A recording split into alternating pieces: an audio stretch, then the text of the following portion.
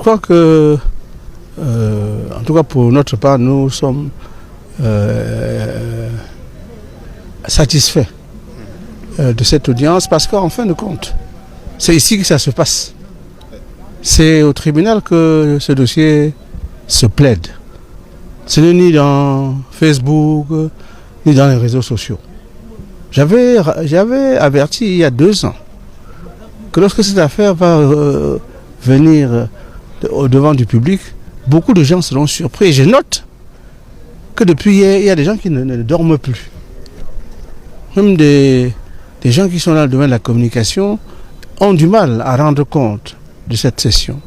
Et vous avez observé que depuis hier que cette session a commencé, notre attitude est la même. C'est-à-dire chercher la vérité. Et répondre à l'éternelle question que je pose tout le temps. Qui a tué Martinez Zogo? Qui en est ou qui en sont les commanditeurs? C'est notre recherche, c'est notre stratégie. Hier, nous avons eu un début de réponse.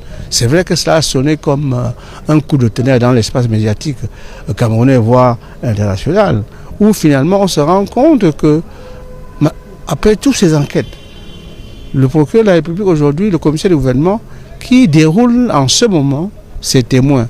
Parce que voyez-vous, le système anglo-saxon, qui est le système que nous avons choisi, fait du procès pénal, il y a, n'est-ce pas, 3 phases. Il y a la phase de la poursuite, c'est-à-dire la phase qui est conduite par le commissaire du gouvernement. Il y a la phase qui est conduite par les avocats. Et enfin, il y a les débats, réquisitions, plaidoiries et décisions. Nous sommes à la première phase. Mais dès l'entame de cette première phase, nous avons entendu des choses terribles, extraordinaires, qui confirment nos préoccupations d'il y a 2 ans. De quoi s'agit-il? Un des témoins de la poursuite vient nous dire, de manière ferme, que un des accusés, en l'occurrence M. Savon, serait, n'est-ce pas, l'actionnaire ou l'instrumental ou le commettant de l'assassinat de Martinez Zogo. Ça vient d'un témoin de l'accusation. J'ai noté que durant toute sa déposition, M. Ekassi n'a été contesté par personne malgré les questions qui lui ont été posées de part et d'autre. Lorsque, au demeurant, la personne mise en cause a pris la parole, on s'est rendu compte qu'il avait du mal à apporter des réponses aux accusations dont il était l'objet. Qui plus est, le témoin a aggravé les accusations portées contre lui. Donc à ce stade, nous disons, finalement, on a regardé du côté où il ne fallait pas regarder. Puisque ce procès a permis, toujours à cette première session, de découvrir que le dossier de Monseigneur Mbala n'a pas encore commencé. Puisque ces mêmes témoins nous donnent des noms qui font partie de ceux qui ont éliminé ou transporté le corps de Monseigneur Mbala vers le fleuve de la Sanaga.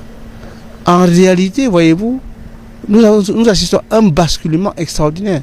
Je peux comprendre que tous ceux qui, depuis le début de cette affaire, ont développé ce que moi j'appelle la thèse officielle, sont en mal aujourd'hui et sont en train d'inventer des théories les plus inimaginables. J'ai même lu tout à l'heure un des lanceurs allait dire que les avocats de la personne comme soupçon comme étant l'auteur de l'assassinat de Martyr dans cette affaire serait payé par notre client. Ça m'a fait rigoler quand j'ai vu ça tout à l'heure. En définitive, je voulais rappeler qu'il s'agit des témoins du ministère public, c'est-à-dire les témoins de l'accusation.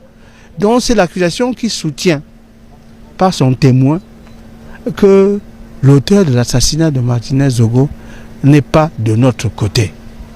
Si l'auteur de l'assassinat de Martinez Zogo n'est pas de notre côté, ça veut dire que le commanditaire, encore moins, n'est de notre côté.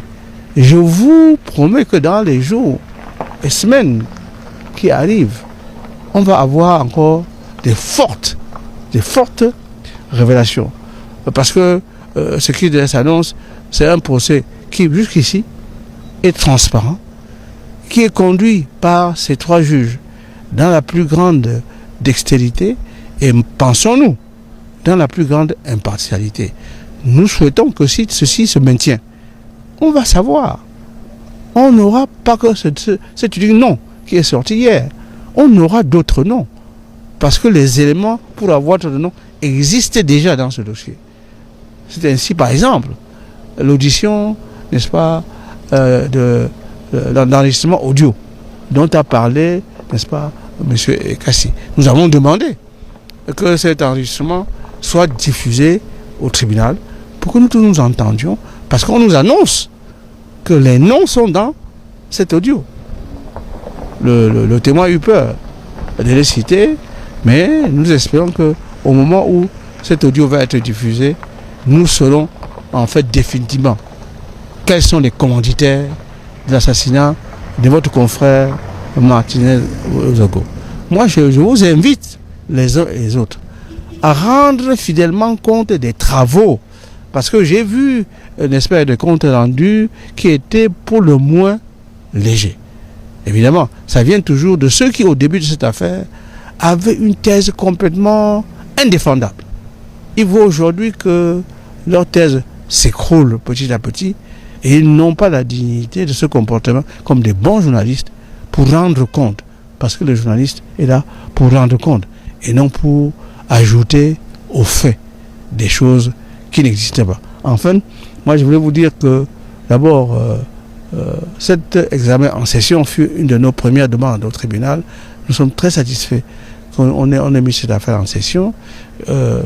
Les avocats ont présenté tout à l'heure une autre demande pour accélérer, n'est-ce pas, le rythme de session, pour que la vérité se sache rapidement, pour que la paix revienne dans certains cœurs et dans cette famille, et pour que la liberté de ceux qui sont indûment aujourd'hui embastillés soit rétablie et que leur honneur soit rétabli. Je pense, n'est-ce pas, tout le temps, et en ce moment en particulier, à mon client, qui a subi tous les vilainies que l'on puisse concevoir dans ce monde. En tout cas, j'espère que ceux qui ont soutenu la mauvaise thèse, soit parce qu'ils étaient mêlés à cette mauvaise thèse, et ceux qui ont colporté cette mauvaise thèse reviennent à de meilleurs sentiments. C'est ça, la République.